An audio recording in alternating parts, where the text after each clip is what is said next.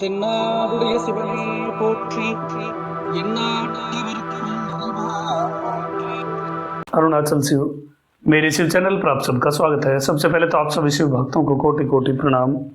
इस वीडियो में हम बात करने वाले हैं एक महत्वपूर्ण प्रश्न के बारे में जो बहुत बार चैनल पर पूछा गया है कि क्या स्त्री शिव भक्त भस्म त्रिपुंड धारण कर सकते हैं या नहीं। बहुत सारी माताएं बहनें ऐसी हैं जो सदैव शिवलिंग पूजा में लगे रहते हैं, उनका भोजन भी शिवलिंग पूजा के बाद ही होता है, शिव ही उनके लिए सब कुछ है। तो उनके मन में बहुत बार प्रश्न होता है कि क्या वो भी जैसे पुरुष शिव भक्त भस्म त्रिपुंड धारण कर सकते हैं, वैसे ही क्या वो स्वयं भी भस्म त्रिपुंड लगा सकते हैं और भस्म से सुशोभित होकर के शिवलिंग पूजा कर सकते हैं। तो इसका उत्तर हमें शिव पुराण के विद्वेश्वर संहिता में और अन्य बहुत सारे शैव ग्रंथों में प्राप्त होता है। किंतु यहाँ उत्तर भारत में जो प्रचलित ग्रंथ है जहाँ आप देख सकते हैं, उनमें से एक शिव महापुराण है। शिव महापुराण भी जो बहुत विस्तृत वाली है, शायद गीता प्रेस में नहीं मिलती है। उसके अंदर एक श्लोक वर्णित है जो इस डाउट को क्लियर करता है। बहुत ही सुंदर तरीके से इसको मेंशन किया गया है और ये क्लियरली बताता है कि स्त्री शिव भक्त भी भस्म का त्रिपुंड धारण कर सकते हैं।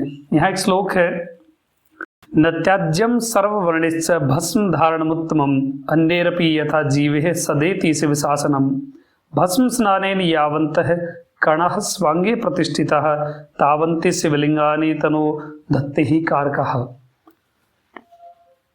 ब्राह्मणः क्षत्रिया वैश्यः शूद्राश्चापि च शंकरः स्त्रियो अथ विधवा बालः प्राप्ता पाखंडिकास्तथा ब्रह्मचारी गृही वन्यः सन्यासी वा व्रती तथा नार्यो भस्म त्रिपुंड्राकाः मुक्ता एव न संशयः। कितनी महान बात है। इस श्लोक का अर्थ मैं आप सभी शिव भक्तों के साथ शेयर कर रहा हूँ। सभी वर्ण वाले कदापि इस उत्तम भस्म धारण का कार्य जो है इसका त्याग ना करें।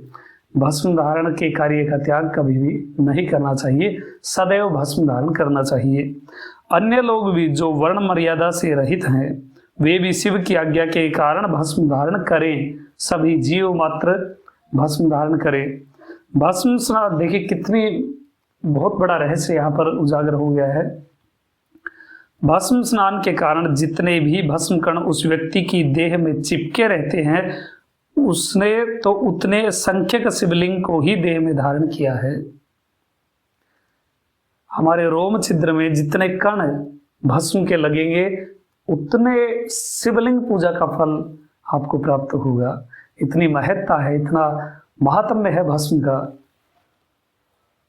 ब्राह्मण, क्षत्रिय, वैश्य, शूद्र, वर्णशंकर, स्त्रियां, विधवा, बालक बालिका, बच्चे जो छोटे बच्चे हैं वो भी भस्म धारण कर सकते हैं।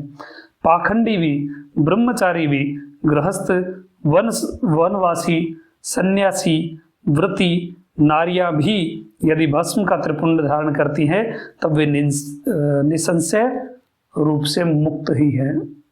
इतनी इम्पोर्टेंस है भस्म की और कुछ बेवकूफ लोगों के द्वारा इस चीज को भ्रमित करके शिव भक्तों को भस्म धारण से वंचित रखा जाता है। इसलिए मैं बार बार आपको यही चीज कहता हूं कि इधर उधर की बातें मत सुनिए।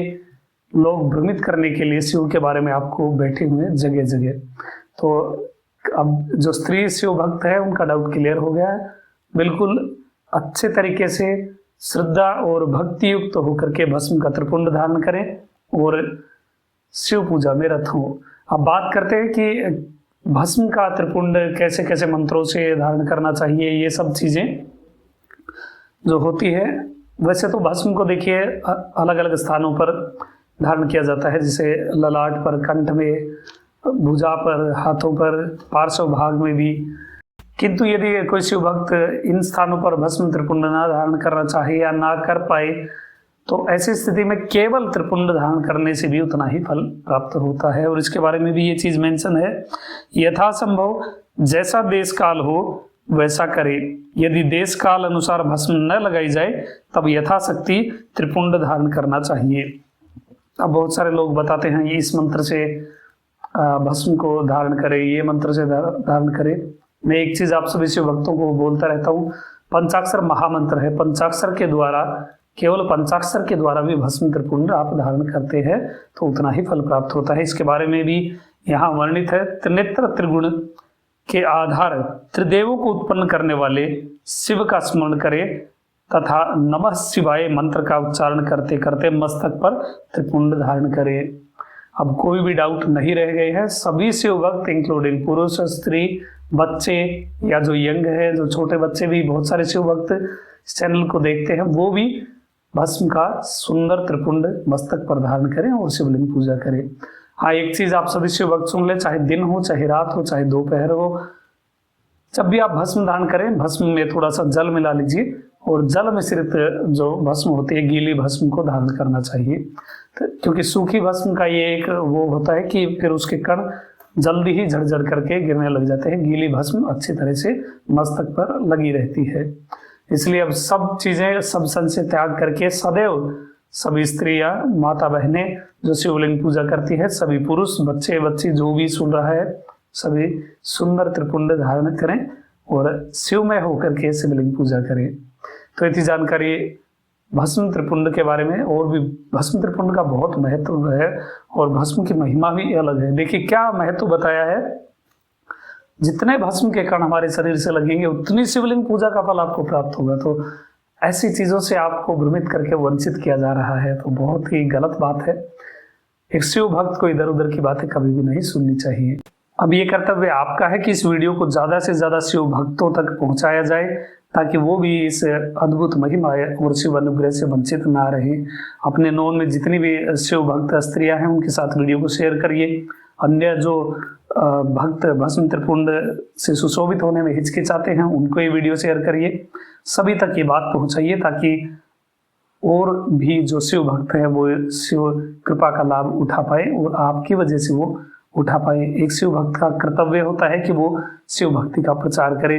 शिव में होने का एक संकेत, एक प्रेरणा सभी जीव मात्र में वो प्रसारित करे। आप सभी शिव भक्त स्वयं भी भस्म धारण करिए और दूसरे शिव भक्तों को भी भस्म धारण का महत्व बताइए।